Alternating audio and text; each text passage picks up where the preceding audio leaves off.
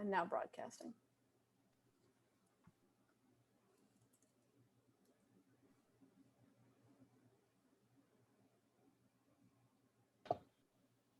I'll give everybody a moment to sign in and get settled. Folks, as you're joining us. Sorry, I love looking at the list. Yeah, folks, if you're joining us, I love looking at the list. If you want to let us know where you're tuning in from, say hi in the chat. Please feel free to use the Q&A and chat throughout. We love to hear from where everybody's tuning in from.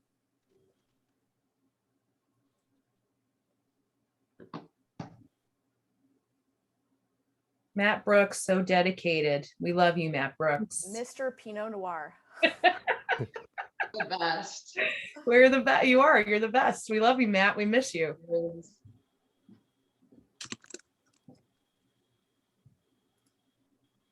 Okay. Now let's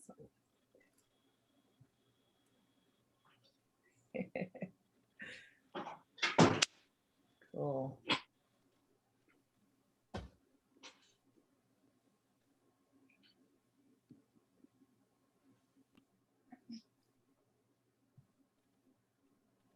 All right, I think we're going to go ahead and get started. Welcome everyone to Preview Week for Willamette, the Pinot Noir auction. The 2019 Willamette Valley wines featured in this tasting series are exclusive small lot bottlings for our wine trade auction. If you don't know about the auction and want to learn more about how to purchase these wines, contact Emily at the WVWA, and I put her email address in the chat. I would like to take a moment to thank our auction sponsors for their ongoing support. And a big thank you to our Imperial sponsor, Winebow. And now I'd like to introduce our panelists today, representing lot number 20, Christine Clair of Willamette Valley Vineyards. Representing lot 21, Tom Fitzpatrick of Alloro Vineyard. Representing lot 22, Jessica Mozeico of Fille Wines. Representing lot 23, Ian Burch of Archery Summit. Representing lot 24, Bruno Cornell of Domaine Divio. And representing lot 25, Gretchen Brook of Benton-Lane. And now I'd love to kick it off to our moderator, Jessica Endsworth of Northwest Wine Company. Hey guys, everybody, thank you so much for tuning in today. This is day 2, session 2 of the preview week for auction. We've got an incredible set of panelists for you today.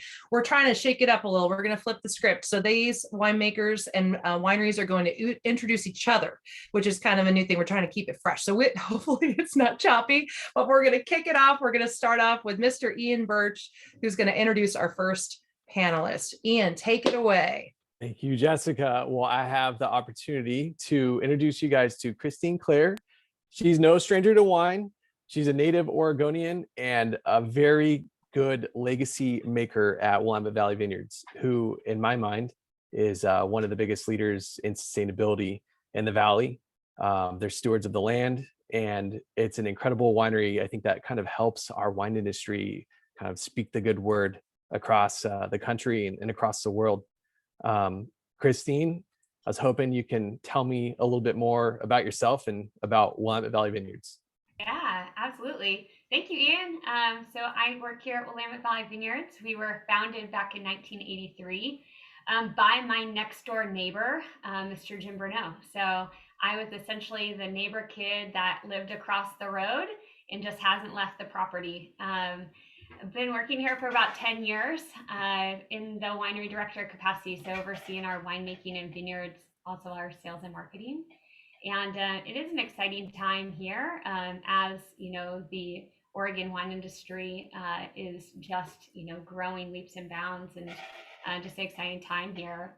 But also in some of the innovation you spoke about, a big project we have this summer is testing UVC light as a natural way to kill powdery mildew, which is the biggest threat in our vineyards, and to really reduce the use of fungicides globally. So it's a project that we're trying to prove and hopefully can share with all farmers in the future.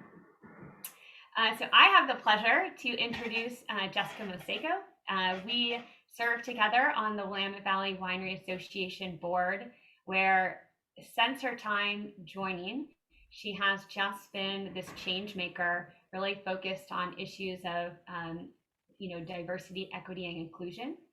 starting a committee and leading a committee and very, very meaningful conversations to bring, more perspectives into the wine industry here.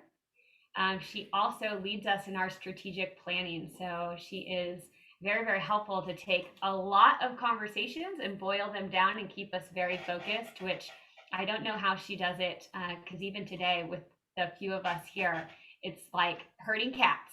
So, but that's definitely a talent she has. So I want to have her speak more about her wines. AP? Thanks so much, Christine. So Fille, which means and daughter, is named that because my father and I co-founded the winery together 18 years ago. We did that because my dad, who was a software engineer, always had a hobby when I was growing up of making wine just for fun in the garage, and I always had to help him.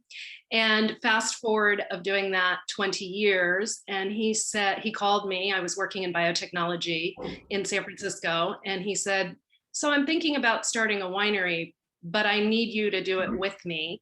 And so we decided to co-found the winery together. We made wine together until he passed away quite unexpectedly in 2017. So now I'm the sole owner and winemaker, making wines that I hope are inspired by his legacy and my daughter's future.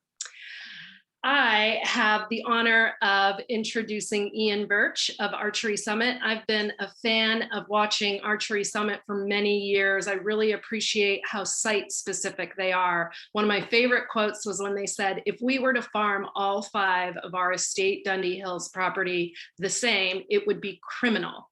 So I like the way that they talk about that bringing out the best of a site requires thinking through it, listening. So I really like that. And Ian, I really like that despite the fact that you have made wine in all over the world, that you're very focused on listening to what Oregon has to offer uniquely. And so I really appreciate that. And Ian, tell us more. Well, thank you for such a kind introduction. It's very sweet of you. So yeah, I'm Ian Birch. I'm the winemaker at Archery Summit, and Archery Summit was founded in 1994 by a very boisterous sort of visionary named Gary Andrus, who had already set up a winery in Napa, previously called Pine Ridge. He drilled out a 1/4 mile of caves underneath our building and made a very functional gravity flow winery with 5 different levels. And I've been one of 5 winemakers to have the opportunity to work at this insanely cool place.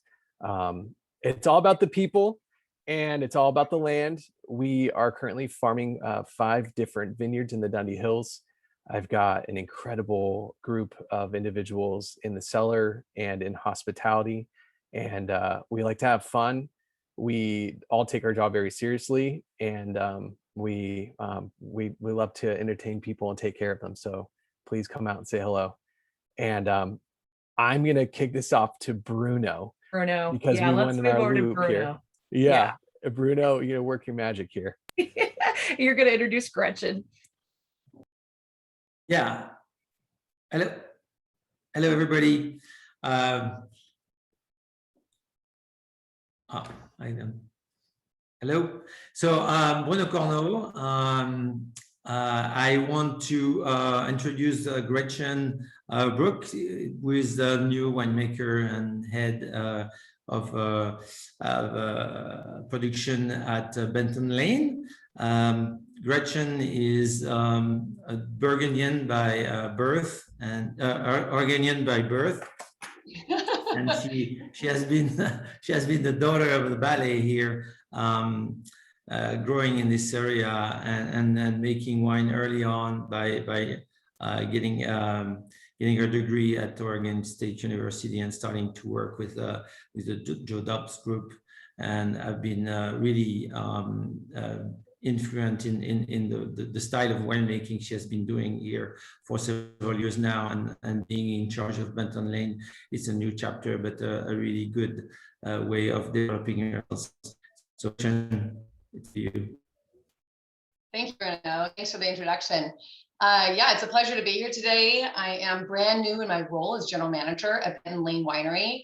super excited for this next chapter of my life. I've been in the industry since 1999, born and raised here in Oregon, as Bruno said. But the opportunity at Benton-Lane to me is fascinating. I'm really excited to share this wine with you today because it is uniquely positioned in the southern end of the Willamette Valley, so quite different than most of the folks or everyone actually on this call today. And I've been fascinated by this property. So really excited to talk more in detail about that today. We have a 140-acre vineyard. And actually, it's a total of a 311-acre property, just surrounded by natural woods all around this 140 acres. So we'll get into all those details today.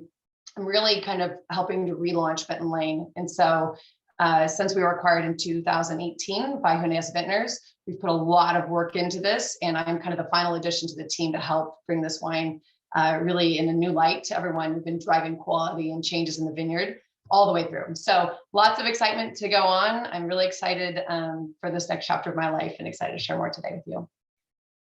And so it's my turn now to introduce Tom Fitzpatrick from Alloro Vineyards. I've actually known Tom for quite a few years, primarily through the Dundee Hills Wine Growers Association is where I first got to know him. Tom's got a rich background in wine as well.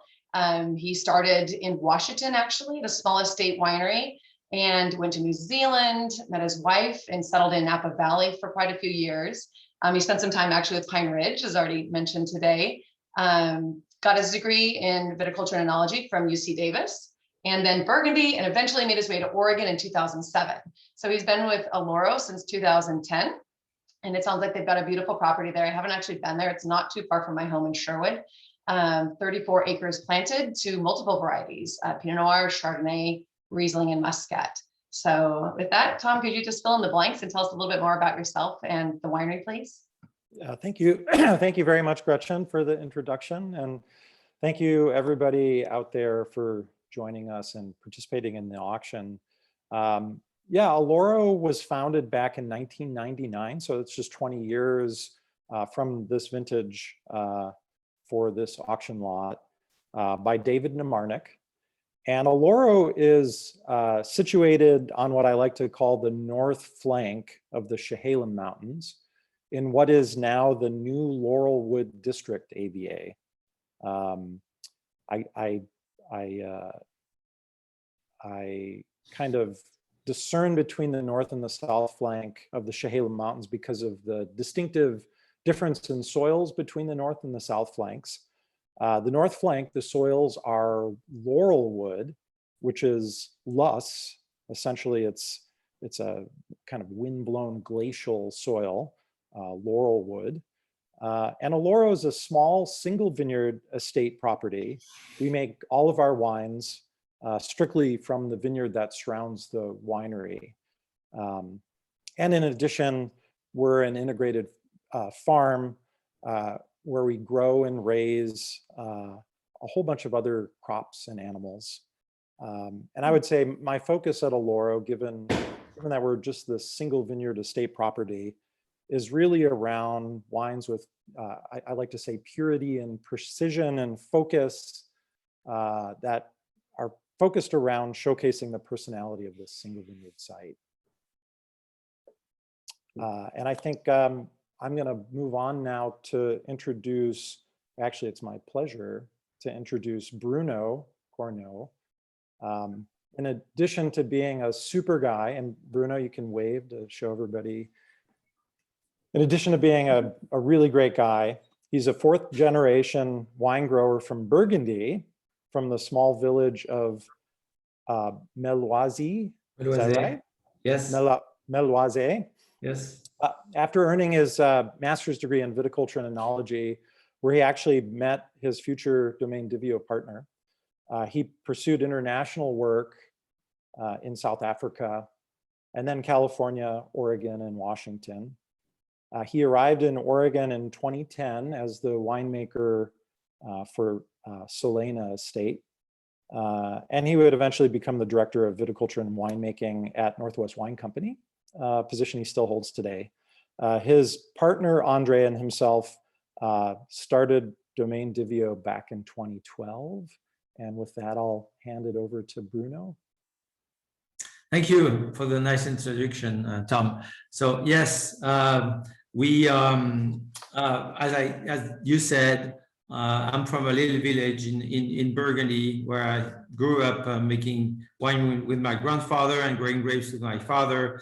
And I discovered Oregon back in 1996 doing an internship with the Domaine family that was nice enough to offer me the opportunity to discover this region that I totally fell in love with when I discovered it. And I wanted to travel more, so I discovered more parts of the world, but then really wanted to come back to the US. And I've been lucky enough to have this beautiful opportunity with Laurent Montalieu to work at Solena starting in 2010, and now being part of this great company of Northwest Wine Company, making wine for a lot of different projects, but also farming a lot of different vineyards throughout the valley. That gives me the opportunity to really capture the essence of all these different appellations.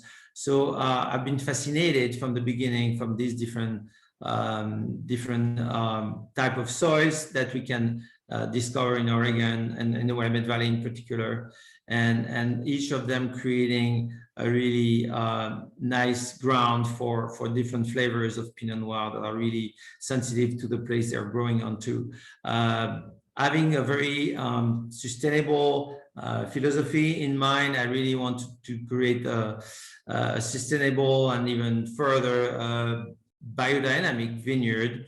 I developed a vineyard called Clos Gallia that is the estate for Domaine Divio nowadays. With a partner of mine, we discovered this place in 2014, but we started to make wine in 2012. So we are, I mean, pretty much our, I would say, 9th different vintage with Domaine Divio. It's a very exciting time to me because we're starting to be a bit mature in creating these beautiful wines throughout the different areas that we have in Oregon. So I'm really happy to share that passion with the community that I'm really embracing here in the Valley, and being part of the auction as well is an honor. That's excellent, guys. Great job. That was a first time run. We did pretty good. I think that went pretty well. It was a neat way to do that. Nicely done. I think we got some really interesting perspectives on that and introducing everybody.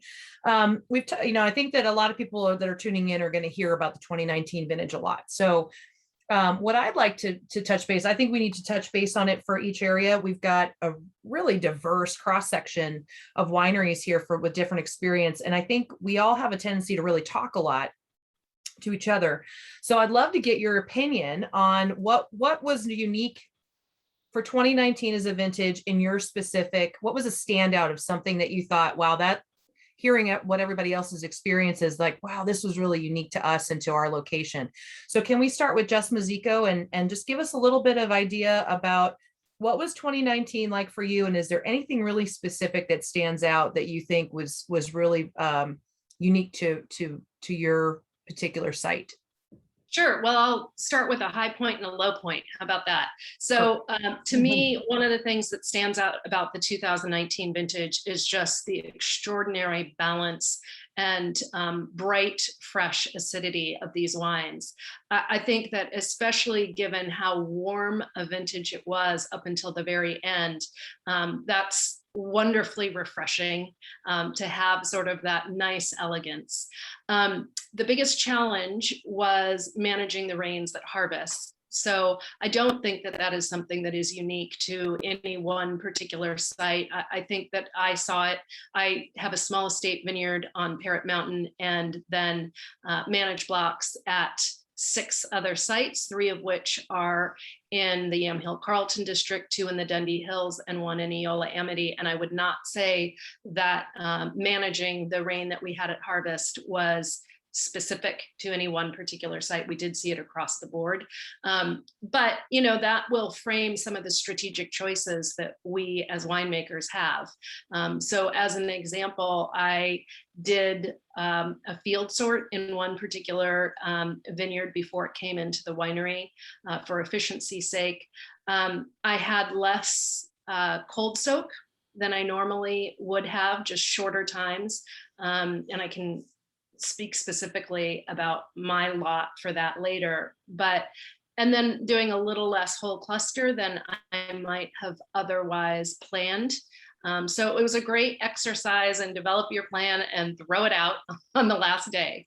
But those are just a couple of comments I would have about the vintage. I think that's exceptional. That's exactly what we're looking for, is like, what are some of these influences that informed your decisions in this vintage? And how about Tom? Would you like to weigh in on the vintage and some thoughts on what you felt like you did special for these wines? Yeah, absolutely. So I took a look at my records, and the 20 for Alloro, the 2016 through 2019 growing seasons were almost identical in length, and I think Jessica kind of alluded to that, with the exception of 2017, which for Alloro was maybe about a week shorter from bud break to harvest, from the average of harvest. And so that's kind of what was similar, but as Jessica mentioned, the thing that really changed in 2019 was what happened during the ripening period. And as always is the case in Oregon, it's easy to have expectations of how you think the year is going to go, and how you think it's going to finish, and what the profile of the wines might be. And then at the last minute, things shift, and the conditions during ripening have a tremendous influence over the ultimate profile of the wines. And that's what happened in 2019, which were cooler, damper conditions in the early part of the month of September. And I remember having a friend in particular that was new to the Oregon industry, freaking out as meteorologists were starting to scare people about like indications that our kind of fall/winter storms were going to arrive early. And I tried to ease his concerns and said, we always have years that look like this. Don't freak out. And in fact, that's what happened as we moved through the damp, cool temperatures kind of in the earlier part of September. By the time we got to the middle of September, weather patterns shifted, creating kind of drier conditions in the middle to the latter part of September. And I think it kind of delivers, in my mind,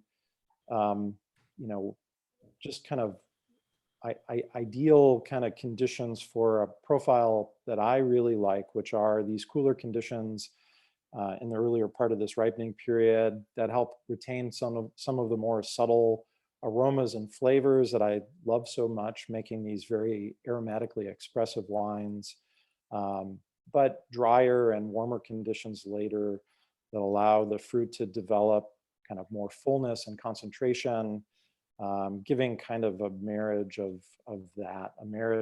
these more expressive wines that you typically see in cooler years, but enough development to present kind of fuller, rounder, more concentrated wines than maybe you would typically see in a cooler vintage.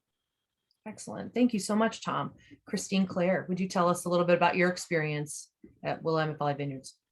Yeah, to kind of really empathize with Jessica, the rains that we saw early during harvest really made that navigating, getting your picks in time and prioritizing blocks kind of the most important game piece. One of the things we started doing back in 2017 is in our Bruno block where this wine is sourced, because the elevation changes from 500 to 700 feet in the same block, we started doing two different picks, the bottom of the hill early and the top of the hill later. And in 2019, when I look back at our records, because of the rain and the rains we were getting to allow enough time to let the blocks dry out, we had a 2-week pick difference between the bottom and the top of the hill. So that was pretty unique for us. Usually they're, only a few days, but really wanting to get, all the ripeness we could. And then I really kind of enjoyed what Tom said of, revisiting this wine now as we sent to trade and media samples. It is, a very highly aromatic wine that we produced.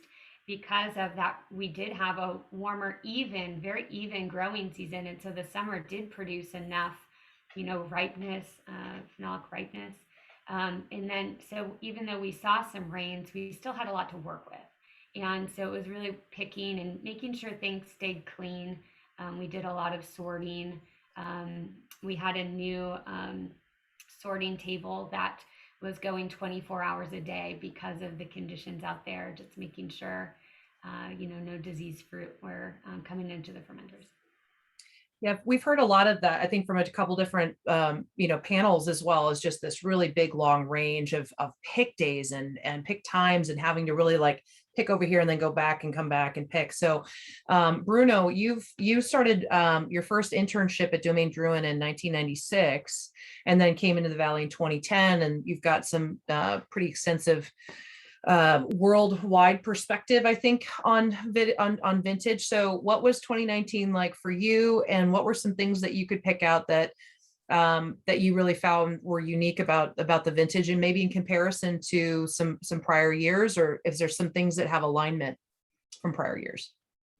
Well, the beauty of the Willamette Valley is to be able to avoid some of the rain during the summer that we usually have in Burgundy. So we're not prone to as much disease as you might have over there, or having a longer, smoother ripening season here in Oregon, which is really enjoyable. And 2019, just like Jessica mentioned, was I think it's really exceptional in the fact that it was a dry summer, but at the same time we had a slow ripening. I mean, it was not a late harvest per se, but it was still a slow ripening by the fact that the nights were still very cool, and we trained a lot of acidity. So I would say 19 was really exceptional in the fact that, as it has been mentioned already, the aromatics are really, really beautiful. More on the spicy side, I would say, than the bright red fruit. It's more like spicy, floral, like violet, but really beautiful.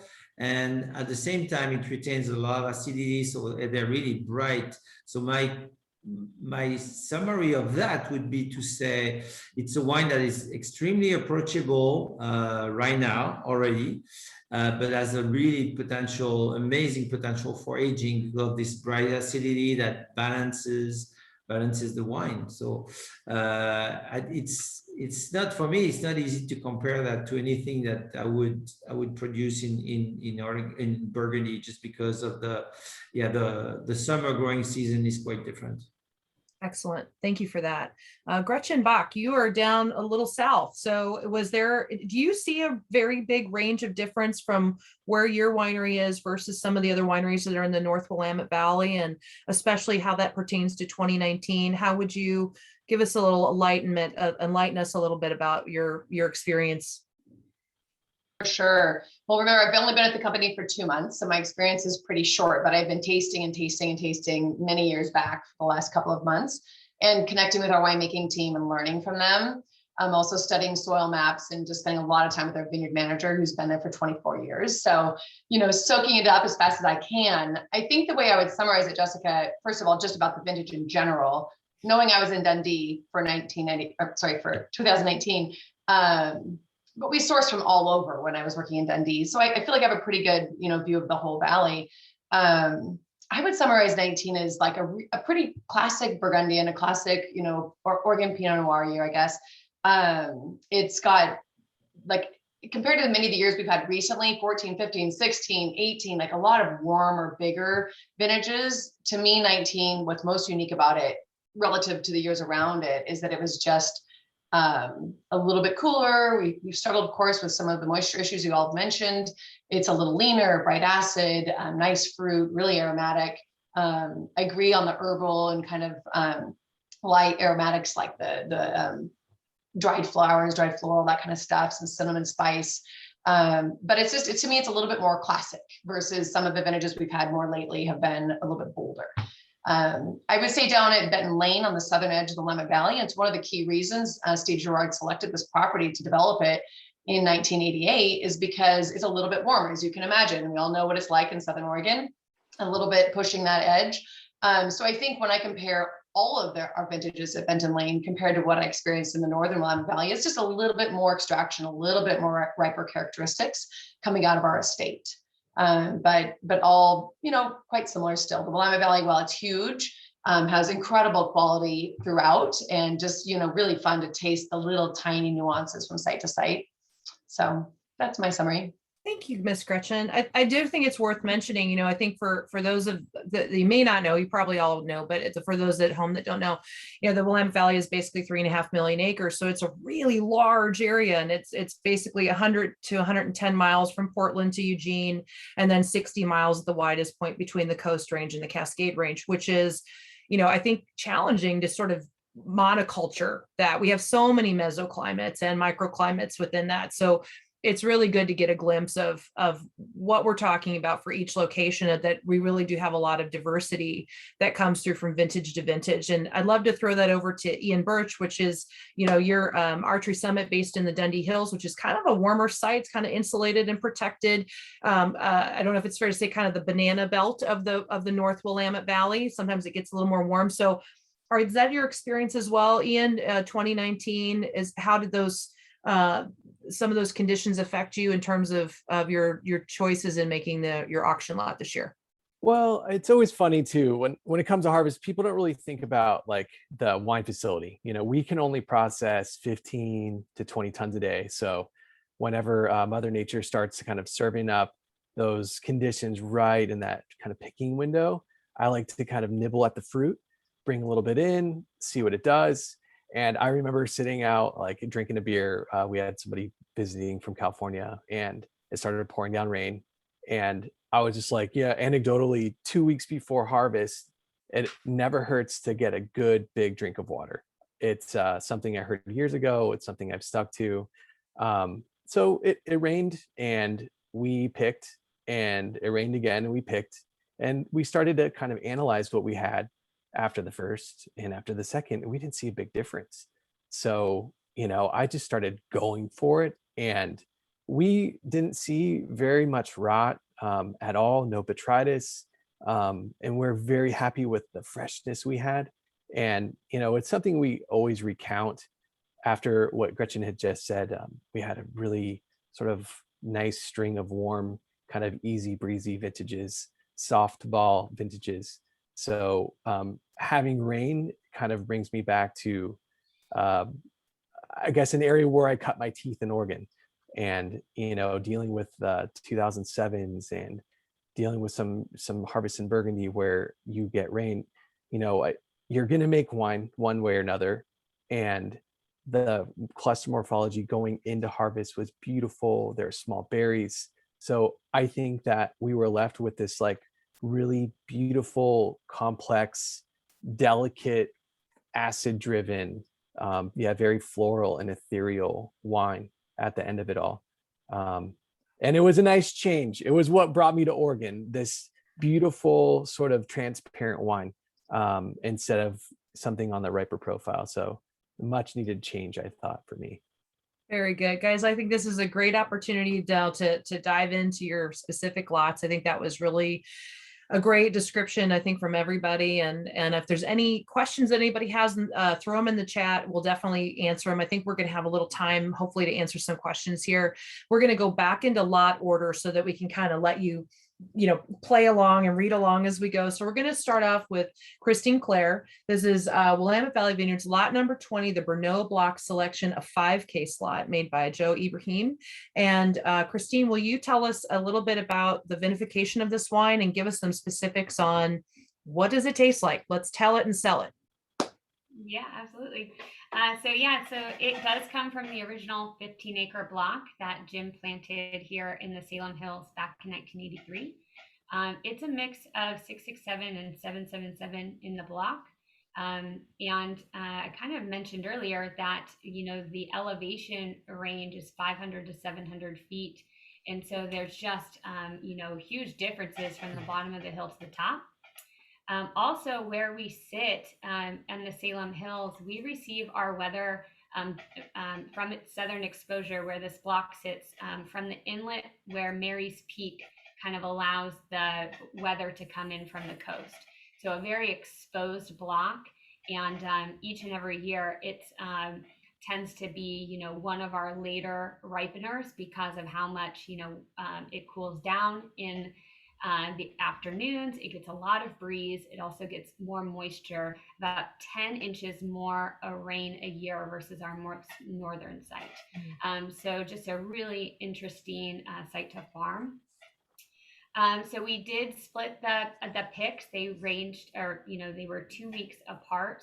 And then we did essentially vinify them the exact same way, where we're picking, bringing right up to the winery, sorting into 2-ton fermenters. And this is a hand punch down twice a day, like all of our Pinot Noir single vineyard does it.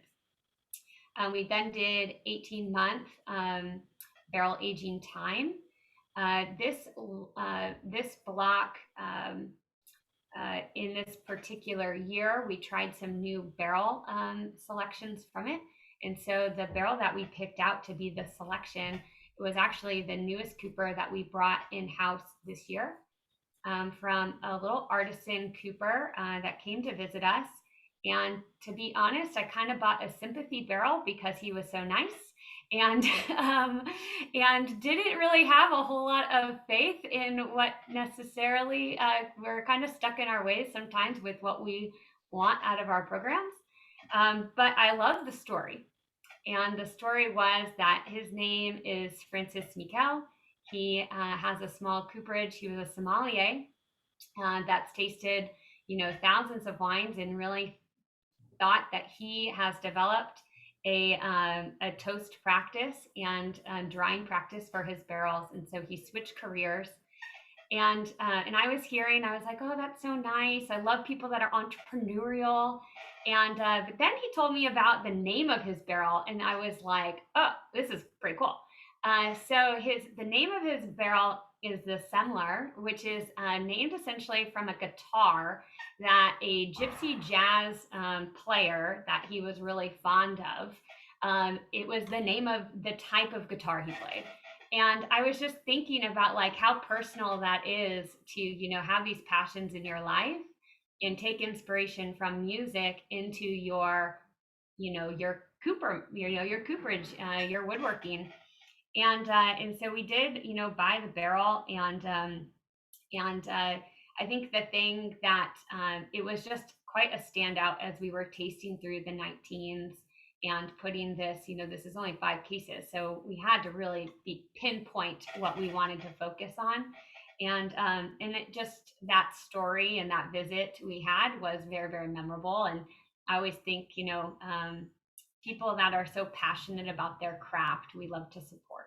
And so then in 2020 and 2021, we've upped our orders to support his business. And in the 2020, we're just now starting to taste those wines, and, you know, have really seen, great quality. But do you want me to talk about the tasting side? Yeah, actually, yeah, it sounds like you got a little Django Reinhardt, Sydney Bechet in there, right? Yeah, little gypsy jazz. Yeah, we should play it. Little shit like, in the glass. Yeah, he was like telling us all about this music and this guitar and how he accomplishes these notes, and I was just like, oh my gosh. Oh, it's super enchanting for sure. It's like channeling my inner chocolat, you know, kind of sounds. But tell us a little bit, like, how did that shimmy its jazziness into the glass? Well, give us the bullets on the flavor, the aromatics, and the finish. Sell us this wine, Christine. Sure. So this block is trellised in a unique way. It's Geneva double curtain. There's not a whole lot of that in the Willamette Valley. And what we find is it produces these tiny little clusters with these tiny little berries. And so this wine, every single vintage has a lot of concentration because of that skin to juice ratio. And so it's not usually a block where we need to add a lot of supporting material through oak aging. So it's usually just 20% new French oak. And I've always tried to err on the side of a more feminine toast, just a lot of baking spice, because it can be a bolder site with a lot of kind of secondary, a lot of minerality, a lot of dark kind of notes, herbal notes. I even, sometimes you taste it and you even think that you might be smelling some like mezcal. It's just a very earthy site. And so we just try to soften it up, usually through our oak selection. But I think what made this barrel kind of sing and maybe is the right choice for this block is it is so spicy. When you smell it, so highly perfumed, you are getting so much wood spice, you're getting so much of like white pepper, and it just really worked with some of those bright fruit notes in that particular vintage. And I think the other thing that's interesting is there's kind of a lot of this herbal eucalyptus and menthol quality that I usually, we don't have a lot in our cellar. And so that's why I think it was a unique choice in a very, very special lot. And give us an idea about the fruit too. What's the fruit composition on there? Is it red or black or blue? It's a very dark site, so more dark fruits, blackberry, brambled fruit. You get plum, and then really those, those mineral, earthy notes. You get, and then I think that it just has a lot of balance in the has a lot of silkiness in the texture and a lot of balance in the acidity. And I think the other thing to notice is how integrated the tannins are so early on that I think Bruno talked about this. It is really an approachable wine right now. Drinking so juicy, so round, but not overripe, still very fresh. The way you're describing it sounds like French gypsy jazz to me. I can't wait to try it. It sounds amazing. I always think the personalities come through in the wine. That's the missing part of terroir is who's influencing it. And it's a team effort all the way to the barrel maker.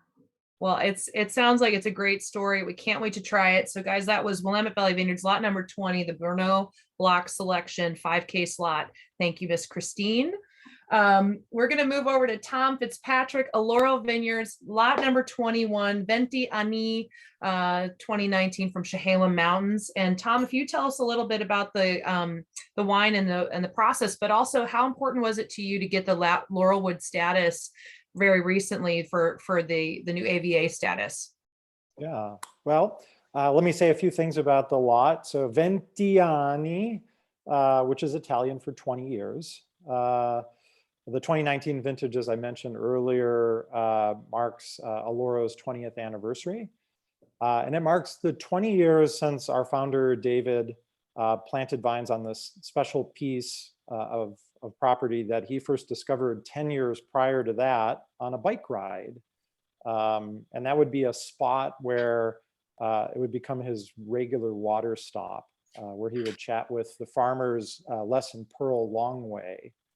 But so you might ask the question, Benton-Lane, why the Italian? So David's Italian-speaking father, who was from the Croatian Italian border, would actually immigrate to the US in his teens by himself, and ultimately marry and build a life together with his fourth generation Italian-American bride. And so Benton-Lane, both a tribute to our 20 years and to this story, essentially. The Laurelwood District AVA, we're thrilled. So I mentioned earlier, when I look at the Chehalem Mountains, I like to draw a line lengthwise through the Appalachian, and I refer to the north and south flank, and I did that earlier.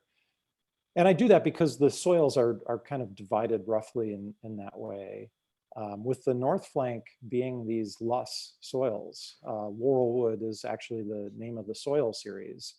And so the development of this new sub-AVA, I think, is wonderful in that it gets us closer to kind of a true appellation, with common soils and a common environment to drive a common profile in the general profile of wine. So that if somebody sees a bottle that says Laurelwood District AVA on it, they have some expectations around exactly what that wine might look like. And then how's that? Go ahead. I was going to ask you, how's that parlay into the flavor profiles of this specific wine and some of the methods that you use to make it? Yeah, that's a great question. So our Venti Ani lot is a barrel selection. And I mentioned earlier that Alloro is 100% estate. I make all our wines from a single vineyard site that surrounds the winery. And so all of the Pinots that I make off of the property are from the single vineyard site. And all of them are essentially barrel selections. This was actually from portions of 5 different barrels that were selected before any of our other wines were considered. What I was looking for in this wine, I think first and foremost, was kind of the most aromatically expressive barrels.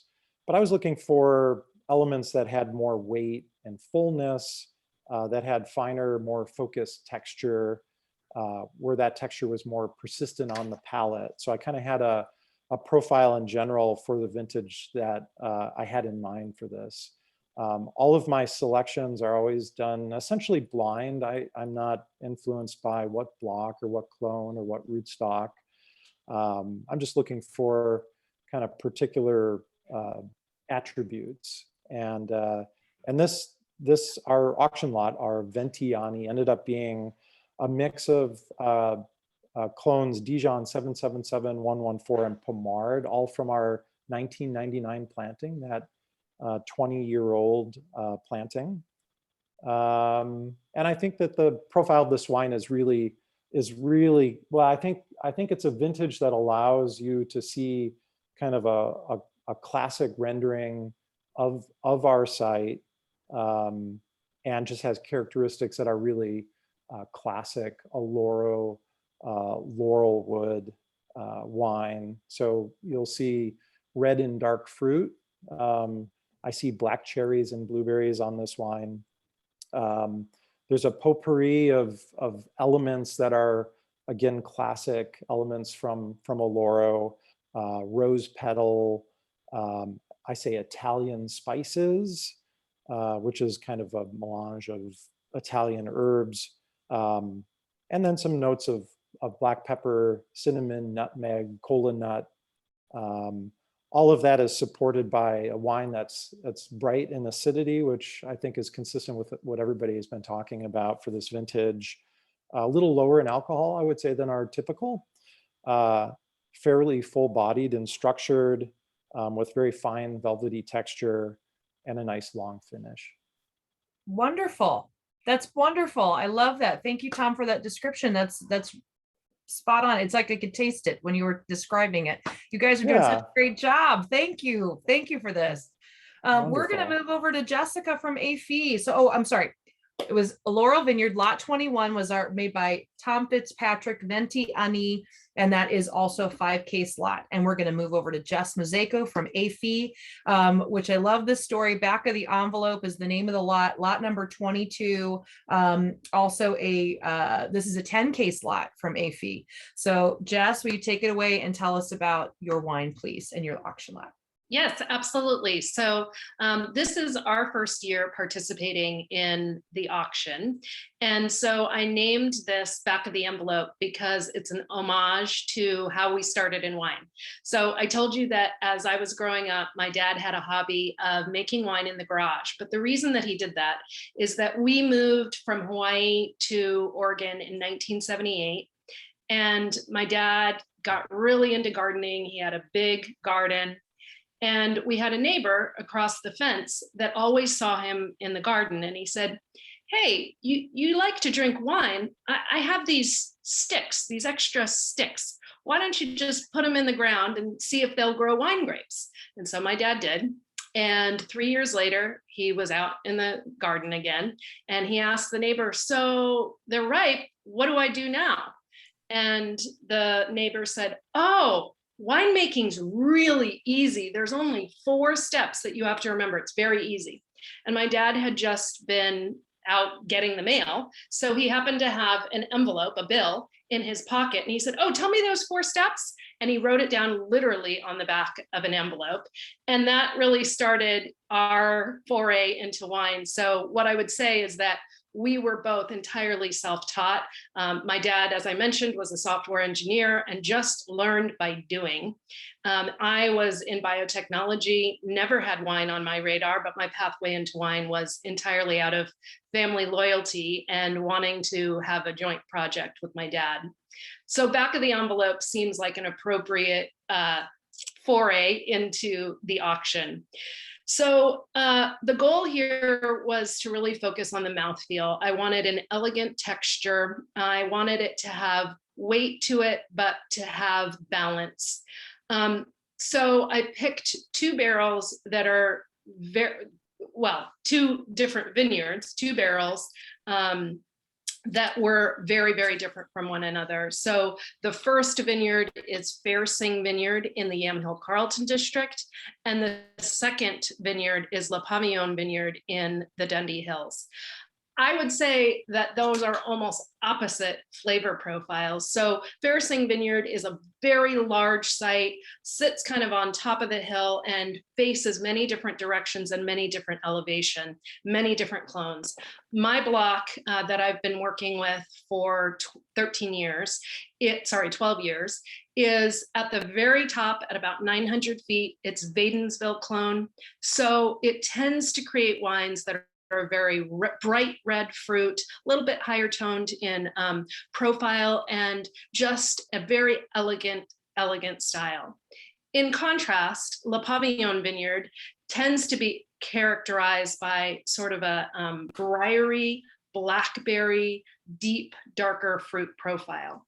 So I wondered what would happen if I combined those two, and would it be mass chaos, or would it have a couple of different layers to it? So that's what I did with this. And, these are, we talked a little bit about the vintage, and I just wanted to go into more detail about the strategic choices that we made during the period. So first of all, these were all harvested. Both lots were harvested the last week of September. And as I mentioned, we did a little bit of field sorting for the La Pavillon in particular. I usually do spontaneous fermentation with the Fair-Sing Vineyard, and I did that this year as well, but less whole cluster than I normally do. So there's about 17% whole cluster with that vineyard site, which is a little less than I normally would have done. And then I mentioned that we had shorter time, skin contact time, basically. So I did not cold soak the La Pavillon. The Fair-Sing was 3 days, and it spent about 13 days on skins, which is a little bit less than I normally would do. But what I think stands out in tasting the wine is bright acidity. So, our total pH ended up at 3.6, so not astronomically low, but it just has, to me, a very integrated acid profile and integrated tannins. So in the aroma, I get a little bit of white floral, red cherry, some of the blackberry from La Pavillon, and a little bit of briar. And then it sort of has that a little bit of red fruit and then some darker black cherry notes to it as well. Beautiful. I'm so curious on what were the four things. Yeah, me too. On the back of the I want to find that, because there are days late at night where I'm wondering, who said this was 4 easy steps? Yeah. Plan it, pick it, ferment it. I don't know, something. Okay. I wonder what what are the 4 steps, if you guys could boil down your process to 4 steps. I wonder what that would be. I'm so curious. Thank you, Jess from AFI. That is lot number 22, back of the envelope, and that is a 10 case lot from AFI. Thank you, Jess, for that great description. We're going to move over to Mr. Ian Birch, lot number 23, the center shot, which I love this story. I love your thought process behind your archery summit from the Dundee Hills, lot number 23, center shot. Ian Birch, take it away. Thank you. So, it's all about the vineyard, and I'm still a young winemaker. I've had 21 vintages. I'll be 40 this December. So I've been doing it half my life, but I still feel like every vintage I make wine, I realize how little I know, and I'm still constantly trying to find the right ways, honing my winemaking skills, just trying to figure out like the perfect combination and try to get ahead of Mother Nature, which is always really difficult. But we named this center shot because in archery, which I don't do a lot of, it's a term where you set your string and your cables and your cams, and you kind of rest your arrow perfectly on this notch point so you can kind of hit the bullseye. And we every year try to get ahead of this auction lot. And next year, I want to make it from Renegade Ridge. This last year, I wanted to make it from Arcus because I like to sort of give people an idea of, you know, what the best of the best is from each one of our sites. And Arcus, in my mind, compared to our other sites, is the most resilient. We've got vines that were planted all the way back to 1973. It sits in a big bowl, and we've got multi aspects to the sun. And out of all 30 acres there, we have 20 different blocks. So there's tons to choose from. But I think for this cuvee in particular, I like to show off a little bit of a whole cluster perception. We do whole cluster inclusion just to allow a little bit of texture and more aroma to pop. And because the soil is so rocky, you got that volcanic soil, which is, you know, very earthy orange. There's lots of iron, so there's this sort of bloody, metallic, just lovely sort of like aroma and texture that you get. And we chose 3 barrels for this lot in particular that were part of the larger Arcus wine. So it's fun to try the 2 of them. And, you know, we sort of cherry picked these barrels out of an 18-month program. So we, you know, 15 days in tank, 30% whole cluster inclusion. And after 18 months in barrel, we chose these 3 because they really stood out. In terms of fruit and aroma, I always think of Marcus Luz from Avalon Wines. He describes the Dundee Hills to be kind of like this red sun. It's like this red sun of intense red fruit. It's like a red fruit compote, very fruity, very spicy.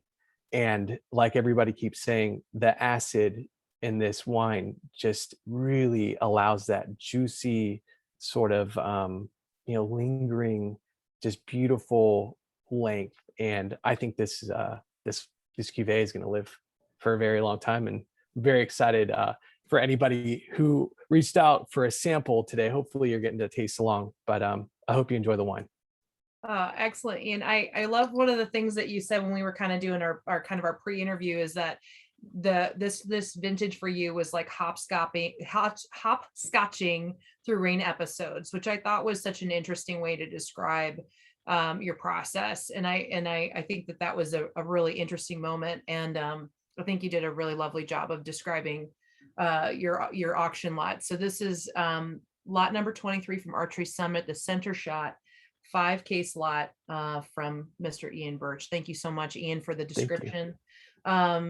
Mr. Cornell, Mr. Bruno Cornell, lot number 24, Domaine Divio, which is dominantly direct to consumer. I mean, it was like 95% or so, which so we don't see this a lot distributed. So it's it's an interesting model that Bruno has.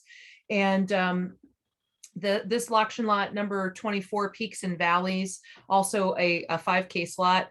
Bruno, would you talk about your experience in this lot? Yes. And your participation in auction.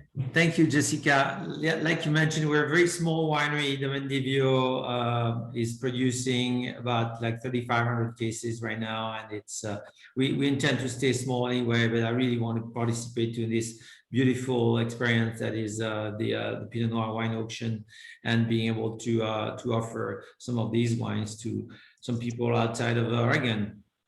Something I didn't mention is that Domaine Divio has been created on the Ribbon Ridge AVA. I'm a really passionate person about geology, and for me, it speaks a lot when you go to growing Pinot Noir. It's very sensitive to where it's growing. So for me, finding the right place was really key. I know really well the type of soil that is actually on the Ribbon Ridge, which is really a high level of clay that is very similar to what I've been used to work with in my family vineyard in Burgundy. And so for me, it was making sense to create an estate from this type of soil and type of dirt origin. So the Peaks and Valley is a blend of two different Pinots of origin of my estate, which is Clos Gallia on the Ribbon Ridge, low elevation, early ripening, I would say, a nice balance and really nice ripe fruit that I picked in early September. And Calita Vineyard, which is the peak at 850 feet elevation, that is also marine sedimentary type of soil.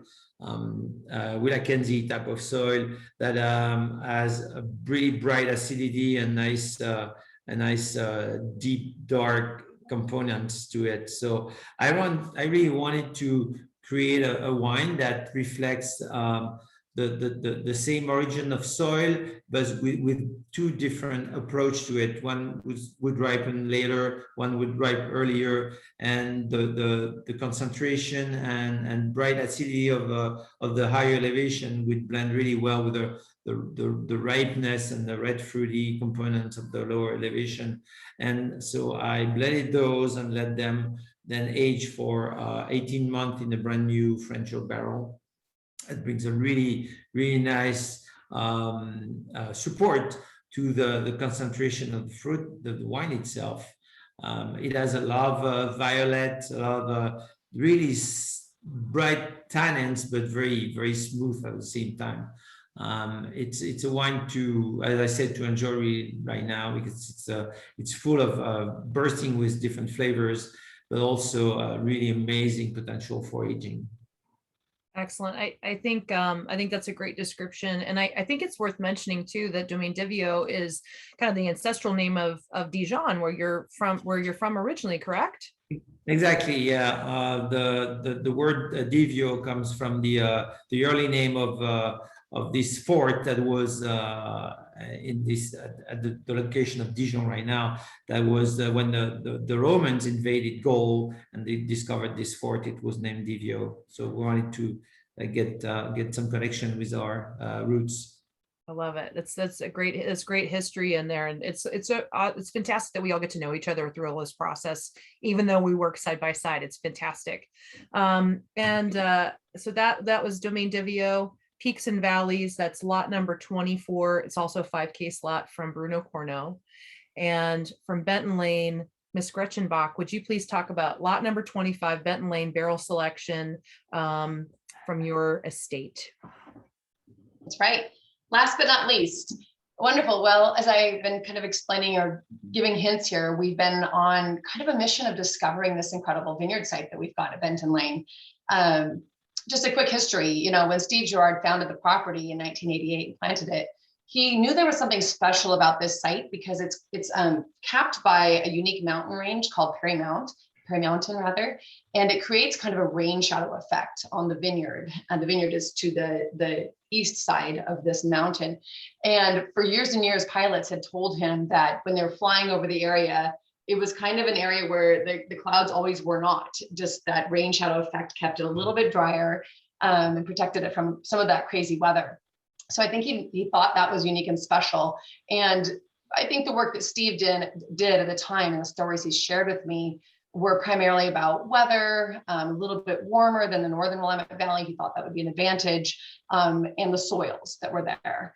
The soils are pretty great. There's quite a range of soils, actually 9 or 10 different soil types on the vineyard, but it's 67% Belle Pine Jory, a combination of the two, and 7% Willamette, and a couple of other things as well. But I bring that up because this wine comes from one of the blocks, which is entirely Willamette. So since the time Steve purchased the property, since the time Huneeus purchased the property, we've been on this kind of mission to discover the vineyard, and we've really kind of layered different types of maps on top of each other. So we've had electroconductivity work done to understand what's really beneath that soil. We've layered on, of course, the soil maps, the elevation maps, the clones and varieties on top of it, and really taken a look at the vineyard and started to dissect it into really tiny micro terroirs. And from 2018 forward, and I've been tasting these wines from many, many years before, I think you're finding our wines become more refined and more special. And so this wine is, again, like I said, it's all the Willamette block. It's block V. It is entirely 777. And our winemaker really felt that it was a really special, unique offering from the vineyard, different than the other wines that we produce, which are blends of many of the other blocks. And I find this wine to be, like I said earlier, a beautiful expression of 2019. It's a classic Pinot Noir. It's got great acid that carries it through. It was, let's see, just walking through some of the winemaking, typical fermentation regime. It was fermented in smaller bins and smaller tanks because that's been part of the discovery phase. We're breaking every block into smaller bins and then saving the larger tanks for the everything else, trialing lots of things. So this particular block was just in a few bins, eventually aged in French oak barrels, of course. It was in barrel for a full year. And I just think that the wine that he pulled together has got, a great variety of flavors and aromas. I find the wine having a lot of, like I mentioned earlier, cinnamon spice and really neat spices in it, some of dusty oak characteristics, minerality, and definitely cherry and cranberry. I also get a lot of cherry and cranberry on the palate, and that's kind of that typical, like more red fruited, more lean flavor profile. But it's got a really neat silky texture that just lingers in your mouth for a long time. I find just juicy acid, good tannin, good fruit. And overall, I think it's a wine that's going to age very well because of those characteristics. I think it's drinkable now, like many people have said. I've been sipping on it today. It's beautiful. It's going to go great with food, but I think we could lay it down for a good decade and be really pleased with it in 10 years from now. So I think it's just a great representation of the discovery we're doing at Benton-Lane, and I hope you enjoy it. Thank you so much, Gretchen. It looks like, and the property was originally a sheep ranch back in the early. That's right. 80s. Yeah. That's all it was. The land was just roamed. And what's the word? Lots of sheep ranged on it for, I think, over 100 years. So it was just very native soils, and all it's ever had grown on it was grapes and lots of sheep poop. So, so it's which is good a foundation make. So we're looking at, so basically you've got mostly volcanic soils down there, but this particular block came from Willamette, which is marine sediment. Is that true? Right. Yep, that's right. And Dijon 777 throughout, 100%. Excellent. We have almost every clone on the entire vineyard, but this block is 100% Willamette soil and 100% 777. So yes, that's what would be in this bottle today. Very cool. Well, I think like I've said in a prior panel, like I hope our descriptions from each other is like just encouraging for everybody to go out and taste each other's wines, which we get to do on the 5th. I hope that you guys at home have enjoyed this. I think we had such a great panel. Thank you guys so much for your time, for your support of the auction, which is so important for all of us. I think the last minute takeaway would be, give us, because I think these wines were kind of, made during the pandemic. And I think I asked a couple of you, what was your biggest takeaway from this last year? Like, what was your biggest, aha moment that came out from this last year? I think it's important that for those at home and who are coming out, that we're actually getting together for the first time in a couple of years. We've skipped our biggest events for the last couple of years during this time. So, Christine, will you start us off and kind of what was your takeaway from 2020 and your perspective? I think when I think about it, I think that the biggest takeaway was, just how much better we are together. We were having to, run separate shifts and not spend a lot of time overlapping to keep each other, safe. So in case anything happened, we would still be able to operate and care for the wines. And that's tough because you just take out the special part, and that's the bond and trust we have in each other, and also just the shared experience of someone gets an idea and you build on that and you build on that and you build on that. And so we had to sacrifice that during the pandemic, but once we got it back, I think we were all so much more satisfied in our work, and just more it really lifts us up to be around each other. And so that was the hardest thing, but now I think we appreciate it so much more. Excellent. Thank you, Christine. How about you, Bruno? Well, I think for me, the most interesting part is like being confined, having to stay from any other activity you would do in a normal year. I spent way more time in the cellar, tasting and fine tuning the 2019. That's why you're going to find the 2019 really beautiful, because a lot of winemakers had a lot of time with themselves in the bar room, in the tasting room, working on their 19s to really fine tune them. I think that's a big thing that I can notice in 2020. We've been spending more time with our wines, actually. A little more time. How about you, Jess? I would, if I had to summarize the past year in one word, it would be compassion, because I think we all learned a lot about respecting one another's, not just them professionally and not just as an employee, but everyone had to bring our whole self to work. And there became an integration between your work life and your personal life that just converged. So for me, that means that my daughter who's almost 6, has been on every single Zoom, because she likes to poke her head in and see who's on there and point to the screens. I'm not trying to get her to do that, by the way. It's a vulnerability that I think that we can no longer just bring our work faces to anything. It's just a matter of having compassion for our work teammates as whole people. Excellent. Tom?